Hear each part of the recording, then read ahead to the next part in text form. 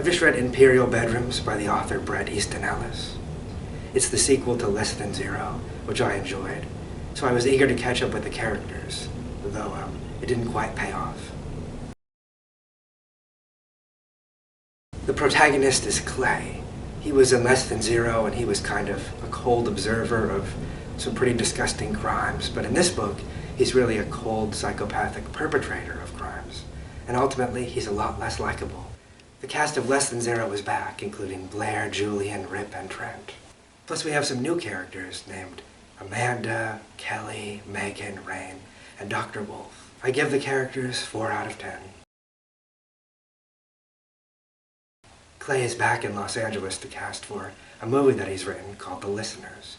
He's having sex with an awful lot of actors, and then he meets an actress named Rain Turner who really wants a part in this movie and seduces Clay. But really she's too old and she's not talented enough, but Clay keeps stringing her along.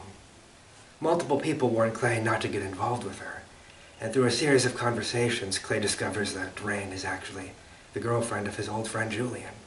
So he drives Julian to be tortured and murdered. I give the plot a 5 out of 10. The setting is tied to a very specific place and time. The setting is Los Angeles, and specifically Doheny Plaza where the author lives. And the time is the late 2000s. The characters send photo and text messages on their iPhones, and they log into IMDb and MySpace. Twitter, however, does not yet earn a mention. I give the setting 8 out of 10. The opening line is, "They made a movie about us." And I like that line because it's a commentary on the previous book and on the movie-making industry in general. The closing line, "The fades, the dissolves, the rewritten scenes, all the things you wipe away. I now want to explain these things to her, but I know I never will. The most important one being, I never liked anyone and I'm afraid of people." But that doesn't really feel true to the story I just read. A better closing line might have been, "People use people, but I'm the worst user of them all." I give the opening and closing lines a 6 out of 10.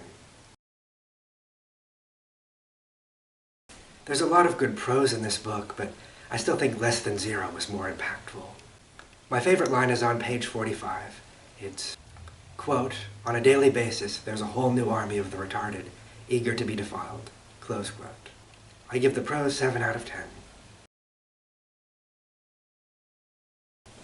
It's less enjoyable than Less Than Zero. It's more forgivable when you're doing sex and drugs as a college freshman. It's a lot less forgivable when you're a middle-aged Hollywood screenwriter. And there's really very little mention of screenwriting at all. I give the themes a 6 out of 10. Overall, I give Imperial Bedrooms a 6 out of 10.